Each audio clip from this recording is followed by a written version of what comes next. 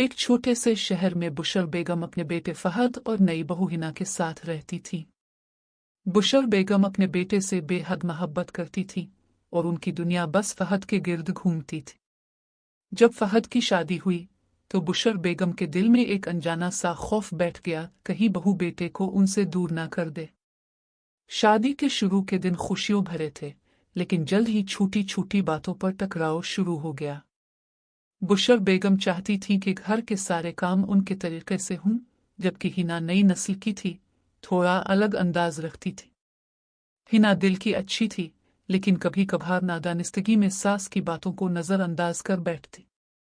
एक दिन मामूली सी बात पर दोनों में तल्ख कलामी हो गई। हिना कमरे में जाकर रो पड़ी और बुशर बेगम दिल ही दिल में अपने दुख को पालने लगी। बीच में फहद पड़ता तो मामला और बिगड़ता, मगर वक्त सबसे बड़ा उस्ताद है। एक दिन हिना की तबीयत सख्त खराब हो गई। वो बिस्तर से भी उठने के काबिल ना रही।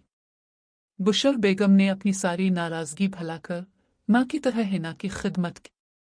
रात रात भर उसके पास बैठकर तीमारदारी करती, कभी उसका माथा सहलाते, कभी दवा वक्त पर देती। हिना ने आंखों में आंसू लिए कहा, अम्मी जान, मैंने कभी सोचा भी नहीं था कि आप इतना ख्याल रखेंगी। बुशर बेगम की भी आंखें नम हो गई।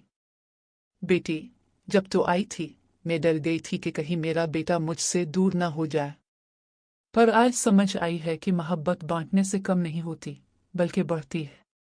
इस दिन के बाद घर का माहौल बदल गया। अब हिना हर काम से पहले बुशर बेगम से मशवरा लेती और बुशर बेगम हर नई चीज में हिना का साथ देती। दोनों के दरमियान एतिमाद का एक पुल बन गया था, मोहब्बत का पुल जिस पर चलकर वो हर इख्तिलाफ को पार कर लेती। फहद अक्सर मुस्कुरा कर कहता, अम्मी और हिना की दोस्ती देखकर लगता है जैसे मेरा घर जन्नत बन गया हो।